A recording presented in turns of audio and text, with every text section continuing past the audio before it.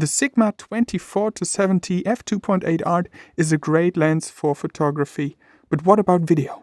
In this video, I'll share my experience with you because the lens definitely has advantages and disadvantages. At the beginning, a few basic facts and figures. The lens weighs 880 grams. The supply transport case is significantly larger than the ones for most other Sigma lenses, so that the quite large sun hood fits in. The lens has a rubber gasket on the back and it's dust and moisture resistant. The body feels very good and high quality. The zoom ring is soft but a bit stiff, which is good so that the zoom does not change by mistake. On the housing there is a autofocus manual focus switch, an AF lock button, as well as a lock switch that allows the zoom to snap into place at 24mm. With a little pressure, however, you can overcome this resistance and the switch automatically releases the whole zoom range. It doesn't zoom internally, so if you want to use it on a gimbal, you have to think twice, because it's not the best solution. It has an 82mm filter thread for ND filters. Unfortunately, it does not have a rear filter holder like the 14-24 has. Whether you use manual or automatic focus, the lens is absolutely inaudible when focusing. Visually, the lens is very good and outshines the entire competition like most Sigma lenses do. It is sharp down to the corners and has almost no chromatic aberrations. Some would almost say it's clinically sharp, but that's a matter of taste and certainly also depends on the project. By the way, I carry out all these tests without any lens corrections. However, the necessary profiles are stored in the lens and can be used if the camera supports it. Here we see the difference with and without distortion compensation.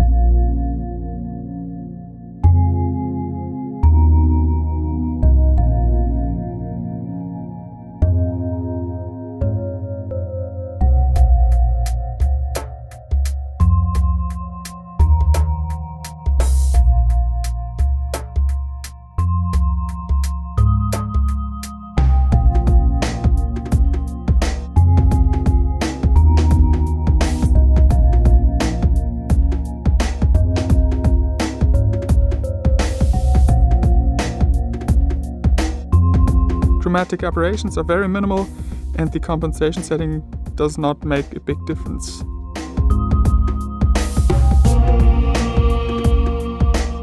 In a close-up with open aperture, we can see slight longitudinal aberration, which I have not noticed in the real world apart from these test shots.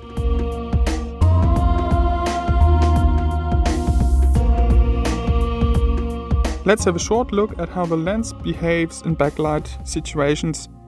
This test, like most tests, is an extreme example.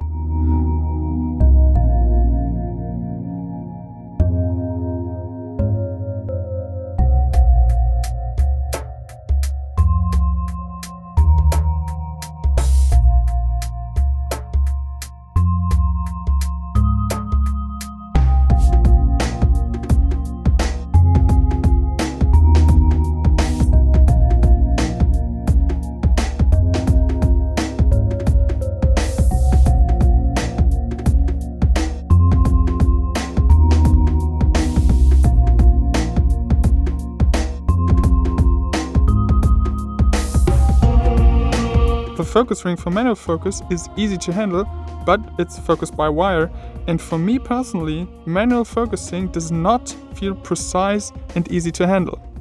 The lens seems to be programmed in such a way that it is parfocal, so the focus remains in the same place when we zoom in or out.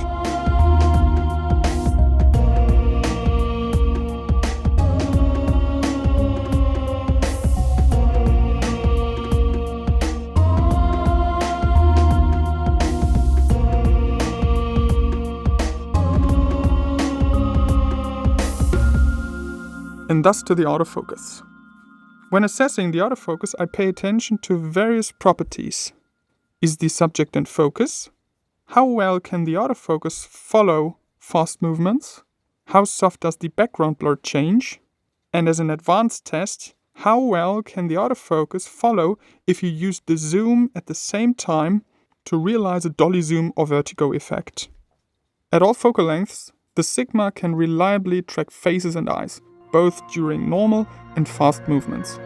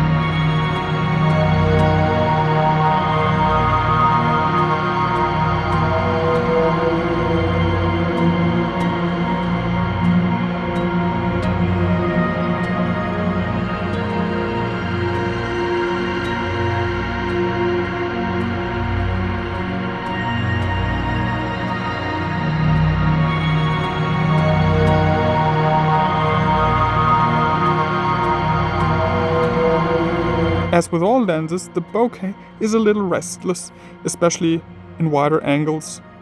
Personally, however, I only find this visible on closer inspections in these extreme cases. With normal use, the lens performs very well.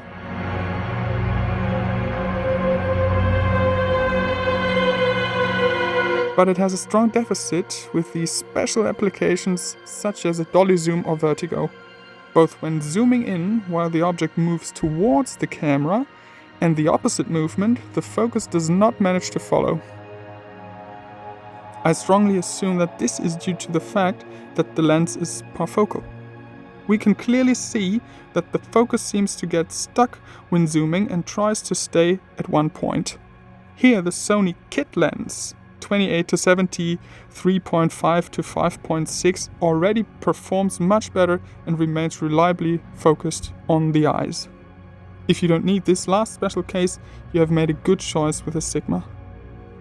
To see how other lenses perform in simple autofocus tests, you'll find a whole playlist on the subject on my channel.